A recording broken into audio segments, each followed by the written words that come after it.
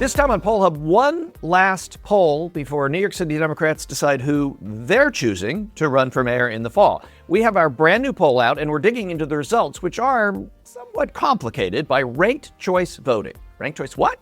Yep, we have an expert on this type of election to help explain what that is. Then, when George Floyd died in 2020, it kicked the Black Lives Matter movement into high gear. Plenty of attention paid to how Black Americans and police interact. And 5 years later, there is some surprising data about that relationship. We're going to look into that. And we finish with a blast from the past when Netflix sent DVDs through the mail. Our students don't remember that era. It was a time before Netflix and chill. It was a little bit more like, hey, where do we put that return red envelope? We'll get to that too. And hi, everybody. Welcome to Poll Hub. I'm Jenny Dapper. I'm Barbara Carvalho. And I'm Lee Varengoff. So we have a brand new poll out, New York City mayoral race. People are already voting. There is early voting in New York City, but the election is next Tuesday. And it is a primary election. In New York City, Democratic primary elections used to, and in many cases, tell you who the next mayor is going to be. Now, there have been Republican mayors. There have been independent mayors, Mike Bloomberg. So it's not definitive this time around, but it is a big election field and a big race. And it has ranked choice voting, which we're going to get to and explain. After 7 rounds of voting, and we'll explain why there are 7 rounds of not voting, but counting, I should say, we have Andrew Cuomo ahead 55-45 to Zohran Mamdani. Those are the final 2 that make it to the final round, and we have Cuomo winning in that case. But it is a long, long journey to get to that 7th round. Lee, Barb, who wants to jump in and explain some of what we found? Okay, so without getting too much in the weeds, let's just say that among our likely Democratic sample, Cuomo is up 38-27. That includes undecided voters who don't get into the ranked choice voting because you have to vote for somebody to get into that. So in a sense, what this means is an 11-point lead for Cuomo currently was 19 in May. So although, as Jay just indicated, Cuomo does get the better of the field by the 7th round, the race has gotten closer. And in fact, a month ago, he was wrapping up in the 5th round. One of the reasons it takes so many rounds, and maybe we can explain this a little bit later too, is the people who get eliminated are the ones at the bottom. So it takes a while till you eliminate on the multiple rounds people who have enough so they can distribute it to the other candidates. So that's why being 5, 6, 7 rounds doesn't mean you're incredibly weak. It just takes a while till you get enough folks to narrow down the field from, I guess, 9 or 10 people to 2. The big difference in the numbers was the flip among the Latino voters. Cuomo was ahead of them. Now he's trailing narrowly. The boroughs are pretty much the same. Cuomo's doing well in Queens and Staten Island, Bronx, and Manhattan. Brooklyn is Mamdani's best borough. And Cuomo is running up the lead because he's doing better among Blacks and Jewish voters in New York. And I think that speaks to the borough support that he has. He's been doing lots of campaign stops with the more Orthodox Jewish community. The more progressive Jews are in Mamdani or Lander's column at the moment. And I'll say one other thing and sort of tease the ranked choice. Unless, Barb, you want to jump in with something about the mayoralty, we do know that there's 11% are unsure, and another 11%, a separate 11%, didn't vote for either Cuomo or Mamdani. They may decide ultimately where they're going to end up. And the gap, as I said, was only 8 points among likely Democrats. So there's this element of uncertainty here in the primary as at the closing days of campaign. So, Lee, you referenced the fact that, yes, this is a large field of candidates. Voters, and as you mentioned, are doing it right now because New York City does have early vote. And when we asked voters when they thought that they might vote, whether they would vote early in person, whether they would vote absentee, or whether they were planning to vote on primary day, they divided pretty evenly between primary day and early vote in person. So there certainly is very much a strong interest in showing up in person. About 1 in 5 Democrats in the city are looking to send in an absentee ballot. So that will take a little bit of counting. But yes, it's a large field of candidates, but voters are only able to rank their top 5 candidates. Now, that doesn't mean they have to rank 5 candidates. They can choose their first top candidate and be one and done. So when Lee referenced the first choice, which was an 11-point difference between the two frontrunners, and you heard a number significantly under 50%.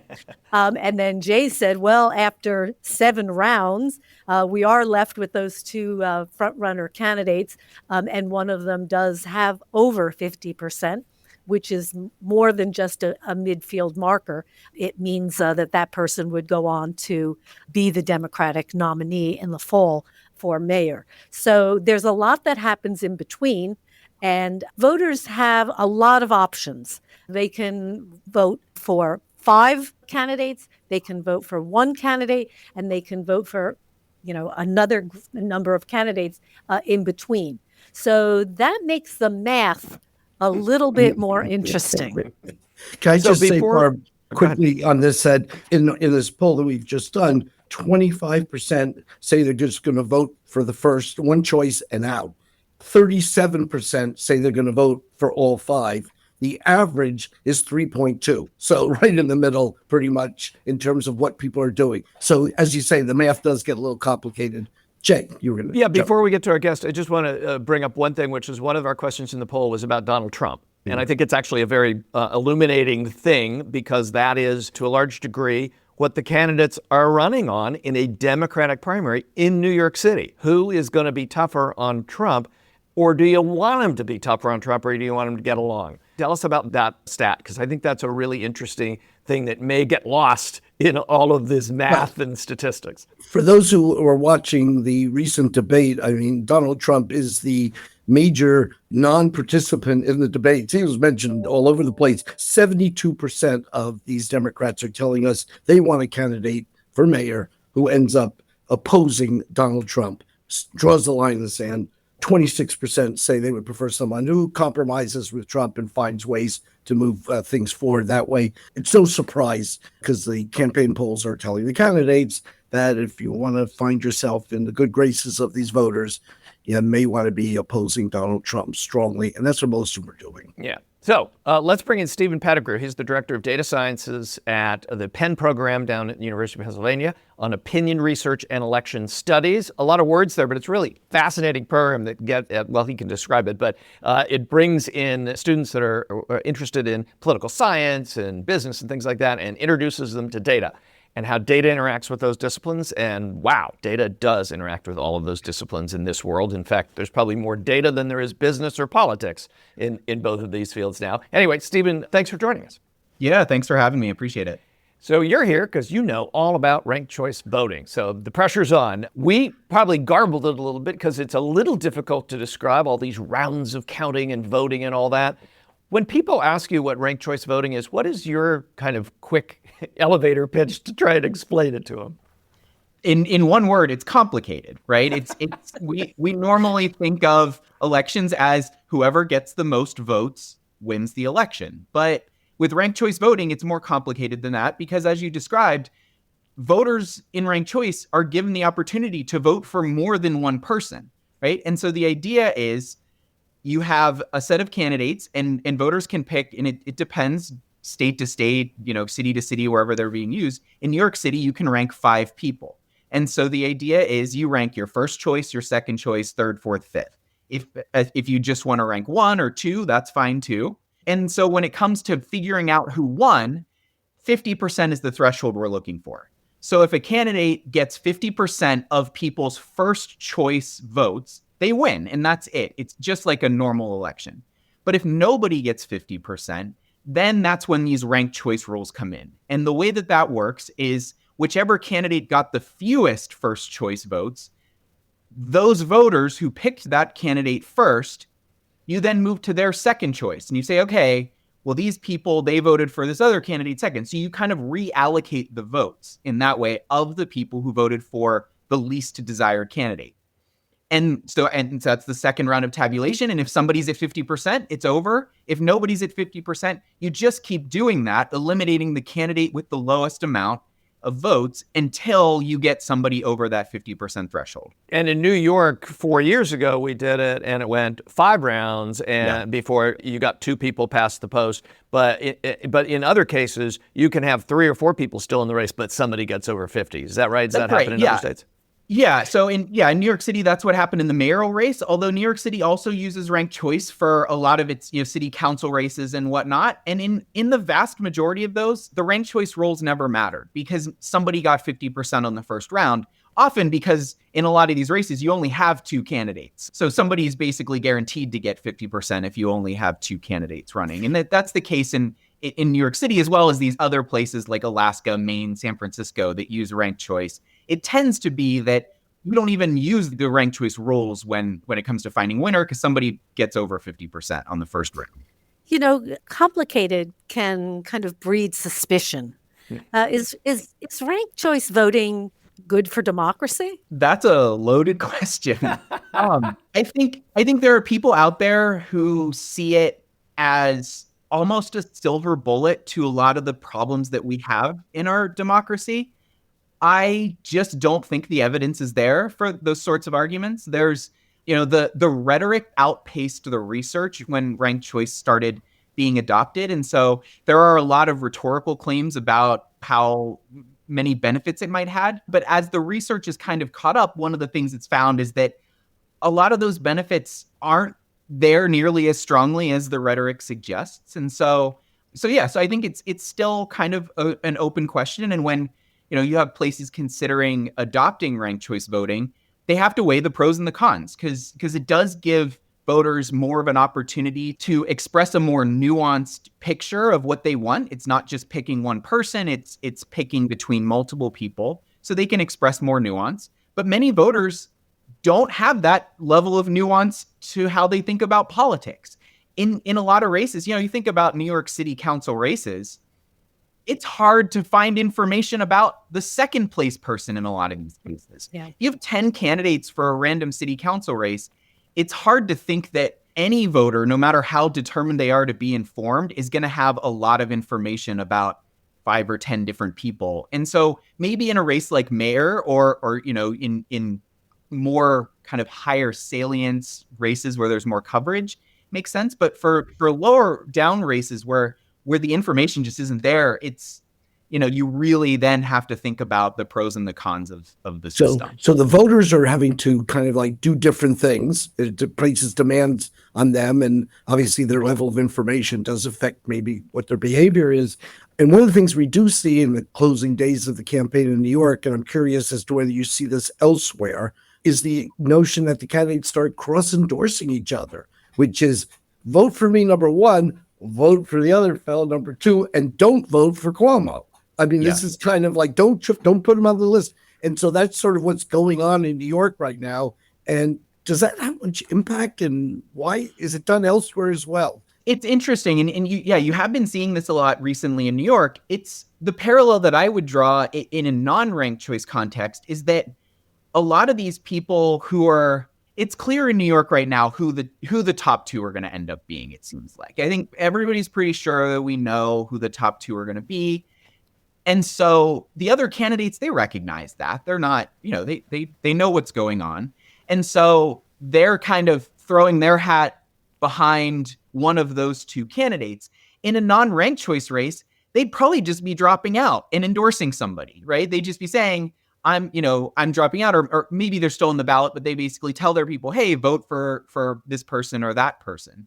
So really, I mean, the big difference is just that they haven't formally dropped out. So they'll still, those candidates that aren't likely to be in the top 2, they'll still accumulate more, a lot of votes, however many votes they were going to get otherwise. It's just now a question of whether they can communicate the message to their people that, hey, vote for me first, but then your second choice should be this other person. Where in your research has ranked choice voting really made a difference or been a differentiator, whether it's Alaska or Maine, where they've had statewide for a while, or in some of these cities? Is there any place where ranked choice voting, wow, that really made a difference? I guess it depends on what you mean by make a difference. I mean, I think the most common way that people think about ranked choice having an impact would be that you end up with a candidate in first place on the first round of tabulation, but not at 50%. And then subsequently, a different candidate wins the race because they generated more support among the third-party candidates or the less favored candidates. That's really, really rare, to be honest. When we think about ranked choice as some, this idea that it's a silver bullet to solving our two-party problem that we have in this country, right? Like, it still ends up being that one of those two parties ends up winning these races. It ends up often collapsing into a two-candidate race. There are a couple examples. So the one that jumps out to me in 2018 in Maine, where they used ranked choice voting for their general elections for federal offices, the second congressional district, the more rural district in Maine, in 2018, the incumbent candidate, if I see if I can remember the names, I think Bruce Poliquin was the candidate. He was first in the initial tabulation, but only by a tiny bit. But Jared Golden, who is now the representative, he's been there since 2018, he got a lot of second choice support among everybody who voted third party, and he ended up winning in the ranked choice tabulation and has held that seat since then. And so, in some sense, that's one of the rare examples of it mattering in the sense that you end up with a difference between. Although I would say, had that election been run not under ranked choice rules, some of those people who voted third party for their first choice may have just voted for Jared Golden anyway in their in their first choice. If they maybe they were voting third party because they knew it was okay to do, they weren't throwing away their votes. He may have had if people were voting in a non-ranked choice situation, he may have been above Poliquin anyway on the first tabulation in non-ranked choice. It's hard to say. In any of your research, have you seen whether this increases turnout or depresses turnout or has any kind of impact on whether voters do participate in a particular election? So the turnout question isn't one that I've specifically dug into in my own research, but from what I've seen that others have worked on, it doesn't seem to have a big impact on turnout. I mean, one of the reasons for that is that not a lot of things at all have a big impact on turnout. Voters vote and non-voters don't vote, right? If you voted last time, you're probably voting this time. And if you didn't vote last time, you're probably not voting this time. It's hard. It's a very sticky behavior. What I do find, though, is that ranked choice being more complicated, we're asking voters to do more. We're asking them, it's a bigger kind of cognitive task to fill out a ranked choice ballot. And it's an unfamiliar task to most people. And so what I find in my research is that we use essentially ballot images, exactly how people voted. We don't know who the voter is, but we know that this person voted for these candidates as their first, second, third, whatever choice. But we're actually, with the data that we have, we actually look at mistakes that people make when they fill out their ballots. So ranking two different people as your first choice, ranking the same candidate multiple times, ranking somebody first, leaving blank the second rank, and then ranking somebody third. Like, what's going on there? And what we find is across multiple jurisdictions, across decades of data, millions and millions of ballots, 1 out of 20 voters makes a mistake when they fill out a ranked choice ballot. Wow. And does that cancel out their vote?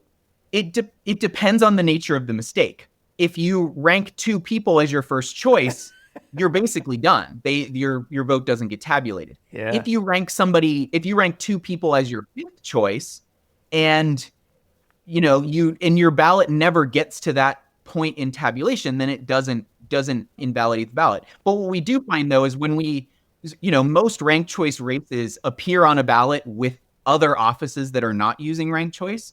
And when we compare between the two on the same ballot, we find, I want to say somewhere around the number of votes that get rejected that aren't ultimately included in the tabulation is, I want to say, about 8 times higher on ranked choice races than non-ranked choice races. Wow. So it's Yeah, a big and we thought hanging chads in Florida in 2000 was a problematic. Well, Stephen Pettigrew, Director of Data Sciences at the Penn Program on Opinion Research and Election Studies down in Philadelphia. Thanks so much for joining us.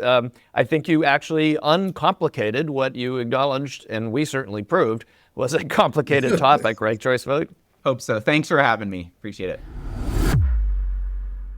Well, it's now been more than 5 years since George Floyd's death in Minneapolis made Black Lives Matter a household word and triggered protests around the world focusing on the deaths of Black people at the hands of police.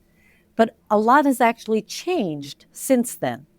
So, where are we now in the relationship between Black Americans and police? The Gallup Center on Black Voices has tracked several measures about local policing in the U.S. since 2021.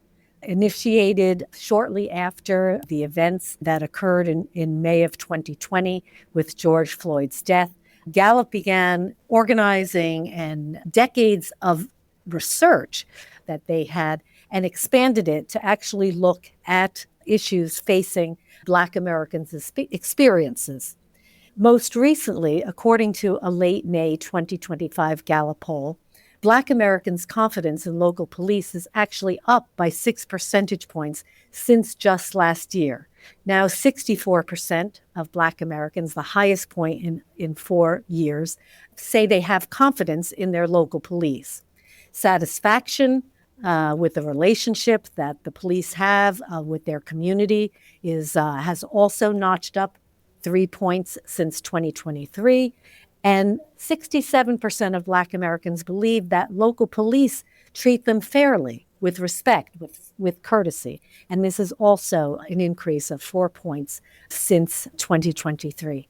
Now, certainly, opinion among Black Americans does still lag behind adults as a whole in the U.S., and particularly among white Americans. But this has certainly been a difference and a transition that Gallup has been tracking.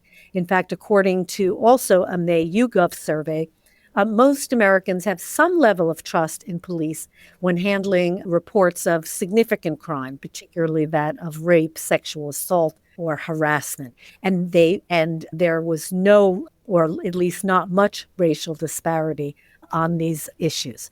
So, any sense of why we have seen these changes? I mean, I think it's surprising because of what we've been through as a country. Black Lives Matter and George Floyd and the other incidents that happened really sparked a kind of a movement, right? I mean, it was huge, hugely influential. A lot of things changed, a lot of policies changed. There's a lot of effort into that.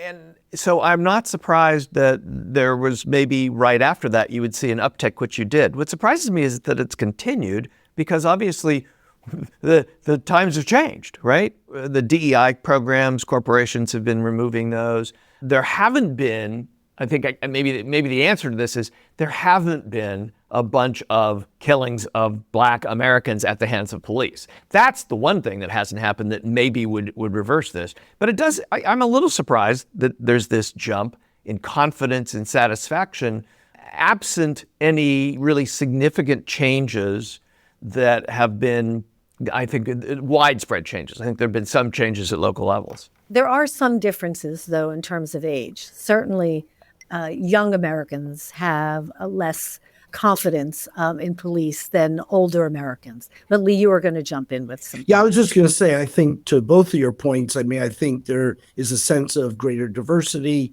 I think there's a sense that there may be better training that has occurred as a result of some of this. But on the downside of it is, the issue kind of got co-opted a little bit with should cities defund the police. I think that tipped some of it where the middle America was really upset with the visuals of what was occurring, not only with this incident, but in other cases as well with shootings. And I think that it sort of moved in a different direction. That may be why some of the high numbers actually came down a little bit from the initial time period. But I think, I think there's a sense that, there has been an effort. And there just may be because there haven't been as many examples. And I think when there have been some outbreak, if the head of police or the police commissioner of a city is also Black, I think that does, kind of mitigate against some of the attitudes because there's a lot more sense of that participation. But, I still think obviously there's a lot of work to be done in this area. The current Justice Department is not as receptive to even some of the changes that have been going on. Certainly, the reduction in requirements for diversity training, for DEI. But Gallup is tracking local police. Do you think there are going to be implications at the local level, particularly when local departments are seeing positive changes? One thing that this reminds me of was back in 1997. We're talking about another mayoral race here, Lee, but back in 1997 in New York City, Ruth Messinger was running against Rudy Giuliani. Rudy Giuliani, Republican, running for re-election in a very Democratic city. And I remember at the time, after that election, noting, we looked at the data, and a lot of black support for Rudy Giuliani showed up. And it hadn't originally. He was running, his first term he ran against David Dinkins, who was the first black mayor of New York. And there was a lot of support from the African-American community, the black community, for Rudy Giuliani, a lot more than many people expected. I remember doing an interview with Dennis Walcott, who was the head of the Union League, I think, at the time. And he noted that and not a new thing to note, but that black people in communities of color are the most victims of crime. And so to think that they don't like the police or they don't want to be safe is kind of racist. And I think his point was well taken. I know it's from 1997, but I think that we see this and we forget that that black opinion is not uniform any more than white opinion is uniform. And I think that there's, that nuance is really important to recognize when you're talking about local police and local communities and how people feel about their local police and local community. I think that's a very different thing than how do you feel about the police in a George Floyd type incident or any of these national incidents. I think it's just a very different thing for people of color in these communities who are living it day by day. All right, we turn a significant redirection in our discussion to a survey that was done by the Los Angeles Times in 1981. So we have to turn back the clock yet again. The question was, do you prefer watching movies in a theater or at home? And the national response was at home, 60%, in a theater, 33%. They didn't ask, you don't go to a movie. I don't do a whole lot of movies other than Turner Classics. I guess that's at home. I couldn't get most of those movies in a theater right now anyway. So, but I'm probably a little bit of an exception, not the rule there. Barb, Jay, and then we'll bring in the current generation of our college students to sort of get a reaction from them. But Barb, what's your movie? I know you like the popcorn. I know that. Well, I'm not much of a movie buff to begin with, but I thought it was really interesting that 60% of Americans chose home in 1981. Yeah, right? I'm just really struck by that. I do remember, going to, like the video store to get the VHS cassette and then the DVD to watch at home. But I just felt that was a transition that was, much, much later. Now, certainly, right now, if I think about, watching a movie, I rarely think about going to a theater because you can also pretty much see a first run, movie in your home pretty much simultaneous to them being theaters. But I think it is a lot of fun to go out to a theater to see a movie. I'm thinking of, back in the day it was, the Rocky Horror Picture Show, and you wouldn't do that at home. Still playing. It's not back in the day. Still playing. Still happens. Playing. People still dress up. People still, yep. And then, even more recently, when I went to see the Barbie movie, at a theater. And that was a completely different experience than I would have had I just seen the Barbie movie at home. Because again, it was just it was the audience. It was how it connected to audience goers from a whole host of different generations and backgrounds. And as you said, the dressing up, there was a lot of pink in the audience. And I would have never had that kind of experience or had a sense of, how impactful the movie was had I not done it in a theater. Yeah. I was struck, same thing, 60% at home in that era. This is 1981. I mean, Netflix formed in 1997. This isn't really even the dawn. This is the very dawn of getting DVDs by mail. I mean, Blockbuster was still renting out as many VHS tapes and beta tapes as they were DVDs. I just can't believe it. If you did this today, I mean, what's the number in a theater? Like 10% or something? It's got to be tiny, even though I agree with you. Seeing movies in a theater, especially now that we do it less, is really a much more amazing experience than it was when I went all the time. Yeah, absence makes the heart grow fonder, I guess.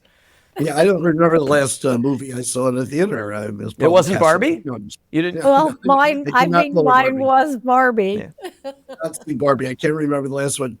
Tom, when was the last time you went to a movie theater, or would you be an at-home person? The last time I went was probably like sophomore year of high school. Wow. And you're a sophomore in college now, right? You're becoming a junior. I'm going to be a junior. Going to be a junior. Yeah. Okay. Been a while. Yeah. Mostly it's on Disney Plus or Netflix is what I primarily watch my movies on. But even at that, I rarely watch movies. Cassidy? So the last time I went to the movies was around Thanksgiving because the first part of Wicked came out. Oh. And that was really good. And now actually I do have tickets to go to the movie on Sunday because I'm seeing live action How to Train Your Dragon.